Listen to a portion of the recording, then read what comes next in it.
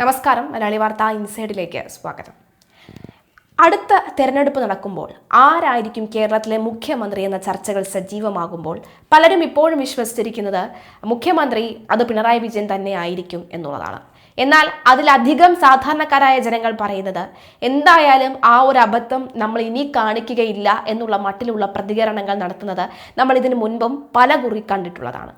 എന്തായാലും ഈ ഘട്ടത്തിൽ നിലവിലെ സാഹചര്യത്തിൽ അദ്ദേഹം തന്നെ മുഖ്യമന്ത്രിയായി വരണം, അല്ലെങ്കിൽ അദ്ദേഹത്തിൻ്റെ സർക്കാർ തന്നെ ഈ ഒരു കേരളം ഭരിക്കണം എന്ന് പറഞ്ഞുകൊണ്ട് വളരെ പ്രശസ്തയായ ഒരു അഡ്വക്കേറ്റ് പോസ്റ്റ് ചെയ്തിട്ടുണ്ട്. ആ പോസ്റ്റിന് പിന്നിൽ പല കാരണങ്ങൾ അവർ നിരത്തുന്നുണ്ട്, തെളിവ് സഹിതം കണക്ക് സഹിതം അവർ നിരത്തുന്നുണ്ട്. അതായത് ഒരു അഭിഭാഷക എന്ന നിലയിൽ അവർ പറയുന്ന കാര്യങ്ങളിൽ കഴമ്പുണ്ട് എന്ന് തോന്നും. മറ്റൊന്നുമല്ല, ആ പോസ്റ്റ് പോകുന്നത് ഇങ്ങനെയാണ്: ഈ സർക്കാർ ഇനിയും വരണം, ഒത്തിരി നന്ദിയുണ്ട്, ഇത്രയും ആത്മവിശ്വാസത്തോടെ തൻ്റെ സംസ്ഥാനത്തിൻ്റെ അവസ്ഥ പറയാൻ ഇന്ത്യയിൽ ഇങ്ങനെ ഒരു മുഖ്യമന്ത്രി ഇല്ല, അഭിനന്ദനങ്ങൾ, കൊലപാതകം 5 വർഷത്തെ കണക്കുകൾ ഒന്ന് പരിശോധിക്കാം. അതായത് ഈ കൊലപാതകങ്ങൾ, ഈ ക്രൈം കാരണം, അല്ലെങ്കിൽ ഇത്തരത്തിലുള്ള സംഭവ വികാസങ്ങൾ കാരണം ഒക്കെ തന്നെ അഭിഭാഷകർ എന്ന നിലയിൽ അല്ലെങ്കിൽ ക്രൈം നമ്പറിൽ കേരളത്തിൻ്റെ എണ്ണം എന്ന് പറയുന്നത് വളരെ കൂടുതലാണ്.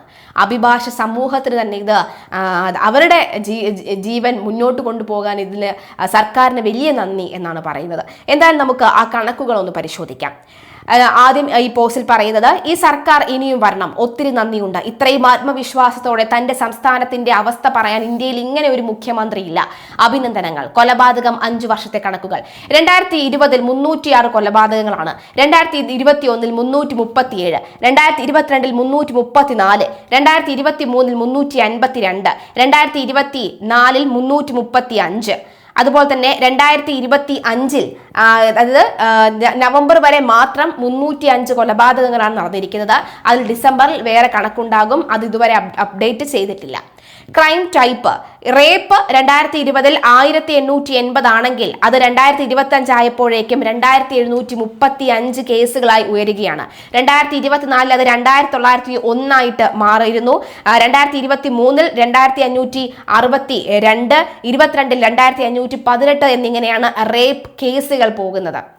എവിടെ കുറവ് എന്നുള്ളതാണ്. അതായത് ഈ റേപ്പുകൾ അല്ലെങ്കിൽ ഇത്രയും ക്രൈമുകൾ പൂർണ്ണമായും ഇല്ലാതാക്കാൻ കഴിഞ്ഞില്ലെങ്കിൽ പോലും വളരെ കുറച്ചു കൊണ്ടുവരാൻ സാധിക്കുമായിരുന്നല്ലോ നമ്മുടെ സംവിധാനം കൊണ്ട്. പക്ഷെ അതൊന്നും ഉണ്ടായില്ല. ഓരോ വർഷവും കൂടിക്കൂടി വരുന്നതല്ലാതെ കുറഞ്ഞു വരുന്നില്ല എന്നതാണ് വാസ്തവം. സെക്ഷൽ ഹറാസ്മെന്റ്, ലൈംഗിക ചൂഷണം അല്ലെങ്കിൽ അത്തരത്തിൽ ബുദ്ധിമുട്ട് അനുഭവിക്കുന്നവരുടെ കണക്കുകൾ 442 ആയിരുന്നു 2020. അത് 2025 ആയപ്പോൾ 859 ഉയരുകയാണ്. അതായത് ഇരട്ടിയേക്കാൾ കൂടുതലാണ് ഈ വർഷങ്ങൾ കഴിയുമ്പോൾ ഉണ്ടാകുന്നത്. 2021 അത് 4059, 2022 4940, 2023 4818, 2024 4286 എന്നിങ്ങനെയാണ് കണക്കുകൾ.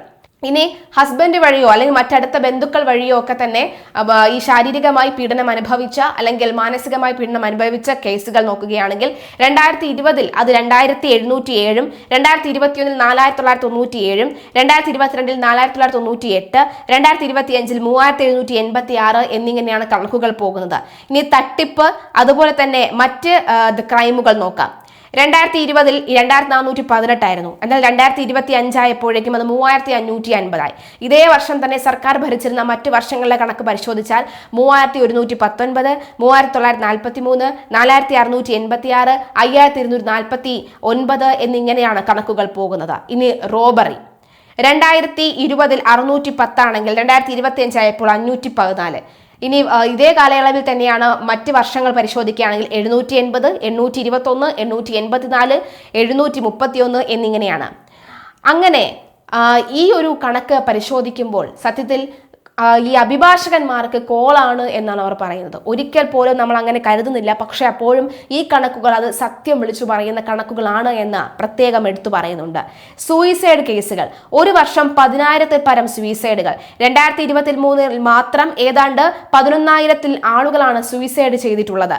134 ഹോസ്പിറ്റലുകൾ സുരക്ഷിതമല്ല, ഉപയോഗയോഗ്യമല്ല എന്ന് കണ്ടെത്തിയിട്ടുണ്ട്. ലഹരി മൂലമുള്ള കൊലപാതകം വർഷം 100-ൽ കുറയാതെ ഉണ്ടാകും. വീടില്ലാത്തവർ 4,78,331 കുടുംബങ്ങൾ. ഇവയിൽ ചിലർ ഭൂമിയില്ലാത്തവയും ചിലർ ഭൂമിയുണ്ടെങ്കിലും വീടില്ലാത്തവയുമാണ് എന്ന് ലൈഫ് മിഷൻ പരിശോധനയിൽ കണ്ടെത്തി. ഇതിൽ 3,36,868 കുടുംബങ്ങൾ ഭൂമിയുണ്ടെങ്കിലും വീടില്ല. 1,41,463 പേർ ഭൂമിയോ വീടോ പോലും ഒന്നുമില്ലാത്ത വിധം ദാരിദ്ര്യത്തിലുള്ളവരാണ്. പക്ഷേ അതിദാരിദ്ര്യമുക്ത കേരളമാണ് നമ്മുടേത് എന്നുകൂടി ഓർക്കുക. ഏതാണ്ട് ചെറിയൊരു കണക്കുകൾ മാത്രമാണ് ഇത്. അങ്ങ് 3-ാം തവണയും വരണം, അപ്പോൾ എല്ലാം ശരിയാകുമെന്ന് പൂർണ്ണമായി വിശ്വസിക്കുന്നു. ശബരിമല കൊള്ളക്കാർ എല്ലാവരും പിടിച്ചു പുറത്താക്കി, സ്വർണം മുഴുവൻ തിരികെ പിടിച്ചു. അഭിമാനം. കേരളം ക്രൈം നിരക്കിൽ ഇന്ത്യയുടെ എല്ലാ സംസ്ഥാനങ്ങളും സംയുക്ത പ്രദേശങ്ങളും പരിഗണിച്ചാൽ 1-ാം സ്ഥാനത്ത്, അതായത് വസ്തുതാപരമായി രാജ്യത്തെ ഉയർന്ന ക്രൈം റേറ്റ് ഉള്ള സംസ്ഥാനങ്ങളിൽ മുന്നിൽ കേരളം തന്നെയാണ്. ഉദാഹരണത്തിന് 2023 ഏറ്റവും വലിയ പുതിയ NCRB അടിസ്ഥാന വിവരങ്ങളിൽ കേരളത്തിൽ 11,631.2 ക്രൈം കേസുകൾ, ഏറ്റവും ഉയർന്ന ക്രൈം നിരക്കാണ് ഇത്. ഡൽഹി അടുത്തതായി വരുന്നുണ്ട്. യൂണിയൻ ടെറിട്ടറി ആണെങ്കിലും മറ്റ് സംസ്ഥാനങ്ങൾ പോലെ ഗുജറാത്ത്, ഹരിയാന, തമിഴ്നാടു എന്നിവ വരെ താഴെയുണ്ട് എന്നാണ് പറയുന്നത്. അഡ്വക്കേറ്റ് ദീപ ജോസഫാണ് ഇതേ കാര്യങ്ങൾ പറഞ്ഞുകൊണ്ട് അവർ പുറത്തുവിട്ടിട്ടുള്ളത്. ഇനി ന്യായീകരിക്കാൻ കുറച്ചുപേർ ഉള്ളതാണ് ഒരു സമാധാനം എന്നുകൂടി പറയുന്നുണ്ട്. ഈ മുഖ്യമന്ത്രി കേരളത്തിൽ തന്നെ അല്ലേ ജീവിക്കുന്നത്? ദിവസവും കൊലപാതകവും പീഡനവും കൊള്ളരുതായ്മകളും കേരളത്തിൽ നടക്കുന്നത് അറിയുന്നില്ല, അതോ അറിഞ്ഞിട്ടും അറിയാത്ത ഭാവം നടിക്കുന്നതോ? അതായത് ആരും കൊതിക്കുന്ന ശാന്തിയും സമാധാനത്തോടെയും ജീവിക്കാൻ കഴിയുന്ന ഒരിടമായി കേരളം മാറും എന്ന് മുഖ്യമന്ത്രി കഴിഞ്ഞ ദിവസം വാചാലനായതിന് പിന്നാലെയാണ് അവർ എഴുതുന്നത്. ഈ പറഞ്ഞ പോലെ തന്നെ അഡ്വക്കേറ്റുമാരുടെ ഒരു ചാകര കൂടിയായിരുന്നു ഈ മാസം എന്ന കണക്കുകൾ, അല്ലെങ്കിൽ ഈ ഒരു വർഷം എന്ന കണക്കുകൾ സൂചിപ്പിക്കാൻ പറയുന്നു.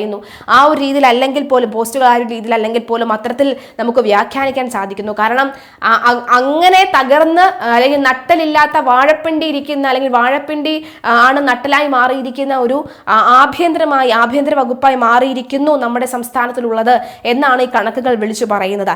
അതായത് നമുക്കൊക്കെ തന്നെ വ്യക്തിപരമായി, അല്ലെങ്കിൽ നമ്മൾക്കൊക്കെ തന്നെ മറ്റ് ഈ പറയുന്ന പോലെ തന്നെ കൊലപാതകങ്ങൾക്ക് ഇരയാകാത്ത, അല്ലെങ്കിൽ മറ്റൊരാൾ അപകടത്തിൽപ്പെടാതെ നിൽക്കുന്നത് എന്തൊക്കെയോ ഭാഗ്യം കൊണ്ടാണ് എന്ന് നമ്മൾ പറയേണ്ടി വരും. അങ്ങനെ ഉള്ള രീതിയിലേക്ക് നമ്മുടെ സമൂഹത്തിൽ കടന്നു പോകുന്നു. അതായത് മുൻപൊന്നും തന്നെ കൊലപാതകികളോ കൊലപാതക പരമ്പരയോ ഇല്ലാത്തവർ പൊടുന്നനെ ഒരു ദിവസം സ്വന്തം അച്ഛനെയും അമ്മയും എല്ലാവരെയും വെട്ടിക്കൊല്ലുന്നു, ഭാര്യയെ വെട്ടിക്കൊല്ലുന്നു, ഭാര്യയെ വെട്ടിക്കൊല്ലുന്നു, മക്കളെ കൊല്ലുന്നു, മക്കളെയും അമ്മയും കൊന്ന് സ്വയം ജീവനെടുക്കുന്നു. അത്തരത്തിലേക്ക് കാര്യങ്ങൾ മാറുകയാണ്. അന്ന് വരെ സമൂഹത്തിൽ വളരെ നല്ല രീതിയിൽ സ്നേഹത്തോടു കൂടി കഴിഞ്ഞിരുന്ന കുടുംബങ്ങളിലാണ് ഇത്തരം പ്രശ്നങ്ങൾ ഉണ്ടാകുന്നത്. അത് നമ്മുടെ ഈ കൊതിക്കുന്ന കേരളത്തിൽ തന്നെയാണ് എന്ന് കൂടി ഓർക്കുക.